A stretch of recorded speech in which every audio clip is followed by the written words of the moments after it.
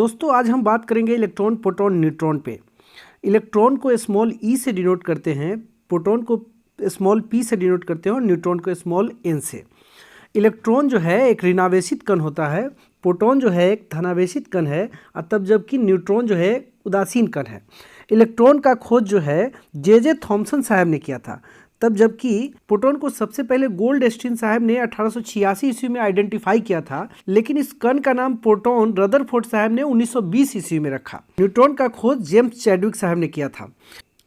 Electron एक ऋणावेशित कण है और इस इलेक्ट्रॉन पर आवेश जो होता है वह -1.6 इंटू 10⁻⁻19 कूलाम के बराबर होता है, तब जबकि प्रोटॉन पर जो आवेश होता है वो इलेक्ट्रॉन के समान आवेश होता है, लेकिन उसकी प्रकृति धनात्मक होती है और प्रोटॉन पर आवेश होता है +1.6 इंटू 10⁻⁻19 कूलाम। न्यूट्रॉन चूंकि उदासीन कण है अतः इसका आवेश 0 होता है। मैं एक बात आपको बताऊं कि किसी भी वैल्यू को अगर आप स्वतंत्र रूप से बताते हैं तो उस वैल्यू को निरपेक्ष वैल्यू कहा जाता है। जैसे मैं आपको समझाने के लिए बताऊं कि ए बी सी की सैलरी अगर क्रमशः 5,000 रुपये, 10,000 रुपये और 50,000 रुपये है, इन तीनों के सैलरी को अभी मैं स्वतंत्र रूप से बता रहा हूँ। ए की सैलरी को बताने के लिए बी के सैलरी से कोई उसमें रिलेशन नहीं है, सभी की सैलरी स्वतंत्रतापूर्वक बताई गई है, तो यह सैलरी निरपेक्ष सैलरी कहलाएगी, यह वेतन निरपेक्ष वेतन कहलाएगा।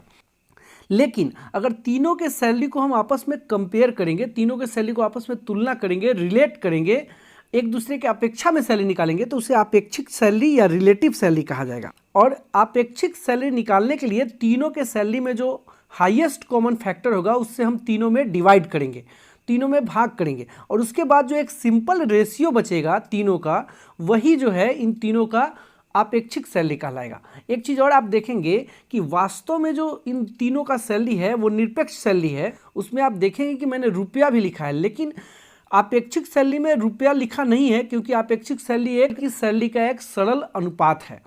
इसी प्रकार इलेक्ट्रॉन, प्रोटॉन, न्यूट्रॉन का जो स्वतंत्र रूप से आवेश होता है सो यहाँ पर लिखा हुआ है, इसलिए इस आवेश को हम लोग निरपेक्ष आवेश कहेंगे। लेकिन इन तीनों कणों के आवेशों को आपस में तुलना करके जो आवेश हम लोग लिखेंगे उसे अपेक्षिक आवेश कहेंगे, जो कि इन तीनों आवेशों का एक सरल अनुपात होगा। इसके लिए हम इन तीनों कणों के आवेशों में जो हाईएस्ट कॉमन फैक्टर है उससे इन तीनों में डिवाइड करेंगे। आप देख सकते हैं इलेक्ट्रॉन के आवेश में 1.6 इंटू 10⁻⁻19 है, प्रोटॉन के आवेश में 1.6 इंटू 10⁻⁻19 है और जीरो में सभी संख्याएं हैं। अगर हम इससे 1.6 इंटू 10⁻⁻19 से तीनों आवेशों में डिवाइड करेंगे तो इलेक्ट्रॉन का अपेक्षिक आवेश हमें -1 प्राप्त होगा, प्रोटॉन का अपेक्षिक आवेश +1 प्राप्त होगा और न्यूट्रॉन का अपेक्षिक आवेश 0 प्राप्त होगा। अब हम इन तीनों कणों के द्रव्यमान पे बात करेंगे। मैं आपको बताऊं कि इलेक्ट्रॉन का जो द्रव्यमान होता है 9.109 इंटू 10⁻31 किलोग्राम के बराबर होता है, तब जबकि प्रोटॉन का द्रव्यमान 1.6726 इंटू 10⁻27 किलोग्राम के बराबर होता है और न्यूट्रॉन का द्रव्यमान 1.6749 इंटू 10⁻27 किलोग्राम के बराबर होता है। आप देख सकते हैं प्रोटॉन और न्यूट्रॉन का द्रव्यमान जो है एक दूसरे के काफ़ी क्लोज है। न्यूट्रॉन और प्रोटॉन के द्रव्यमान को आप तुलना करेंगे तो न्यूट्रॉन का द्रव्यमान थोड़ा सा प्रोटॉन के द्रव्यमान से अधिक है। तीनों कणों में सबसे ज़्यादा द्रव्यमान जो है न्यूट्रॉन का है। अब चूंकि ये कण काफ़ी छोटे हैं इसलिए इन कणों का द्रव्यमान हम AMU में भी सीखेंगे। AMU बोलते हैं परमाणु द्रव्यमान इकाई, और एक AMU जो होता है 1.67 इंटू 10⁻27 किलोग्राम के बराबर होता है। इसलिए इन द्रव्यमानों को AMU में बदलने के लिए आप 1.67 इंटू 10⁻27 से डिवाइड करेंगे और उसके बाद जो मिलेगा वही इन कणों का द्रव्यमान AMU में होगा। तो इलेक्ट्रॉन का द्रव्यमान AMU में होता है 0.000549 AMU, प्रोटॉन का द्रव्यमान AMU में होता है 1.0073 AMU और न्यूट्रॉन का द्रव्यमान AMU में होता है 1.0086 AMU। एक बात मैं और आपको बता दूं कि हाइड्रोजन परमाणु का द्रव्यमान 1.008 AMU होता है और हाइड्रोजन परमाणु के द्रव्यमान से जब इलेक्ट्रॉन के द्रव्यमान में आप डिवाइड करेंगे तो आपको 1/1837 आएगा।